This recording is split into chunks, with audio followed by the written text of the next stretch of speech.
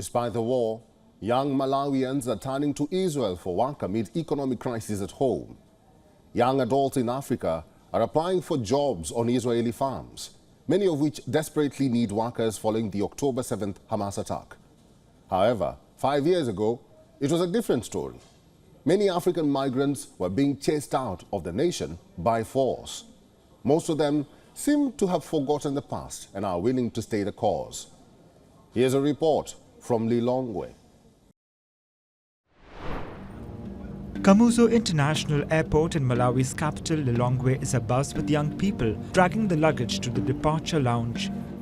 More than 220 Malawians are en route to Israel as part of a government labor export program aimed at finding jobs for young people and generating desperately needed foreign exchange. With Malawi's economy in deep trouble, thousands are ready to take on jobs on Israeli farms and orchards left deserted in the Gaza conflict. It's everyone's dream to acquire capital. You know, like in Malawi, every youth, most of Malawian youth, they tend to say we struggle a lot when it comes to capital, even if after finalizing tertiary education. So if I'm too successful during this event of going to Israel, actually I gain a lot of experience, and then I can possibly open my farm, you know.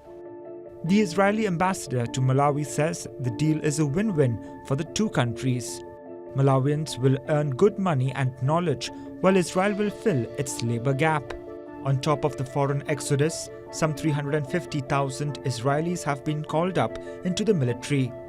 A number of youths are leaving Malawi for Israel, where they'll be engaged in a number of agriculture activities, which is part of the labor export, a private sector-driven initiative with the Malawi government coming in as a regulator of labor-related issues.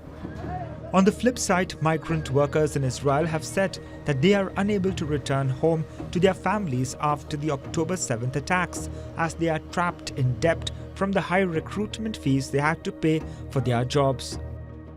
There are reportedly more than 100,000 foreign workers in Israel, with the majority working as caregivers as well as in agriculture and construction.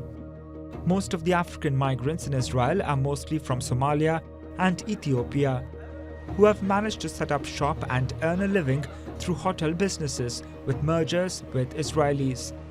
Most migrant workers have expressed their desire to return home and their fears of remaining in Israel after they were caught up in the attacks that left more than 1,200 people dead.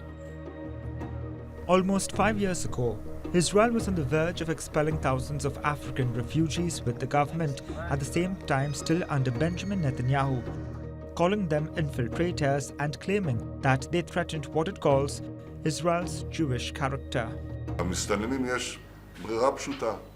The infiltrators have a simple choice: to cooperate with us and willingly leave in a respectable, humane and legal manner, or else we will obviously have to operate with the other tools at our disposal, which are also legal. I hope they will choose to cooperate with us. But despite such complaints in the past and the ongoing conflict between Israel and Hamas, Blessings Kanyumbo and his fellow youngsters don't see any deterrence. Life is a game of chances. That's what I believe. People do bet. You bet on games, on something that you are not sure of, just like predicting. So at times it's good to take a risk, but as far as going to Israel is concerned, I don't think there's any harm. Authorities say up to 5,000 Malawians could go to Israel over the next few months. Reports have said that Israel may need more than 30,000 foreign workers for its struggling farms, but not everyone in Malawi supports the labor export program. Rights groups have demanded more details of the government deal with Israel so that Malawians are better informed of the risks, but the government has rebuffed criticism. Bureau Report, WION World is One. WION is now available in your country. Download the app now and get all the news on the move.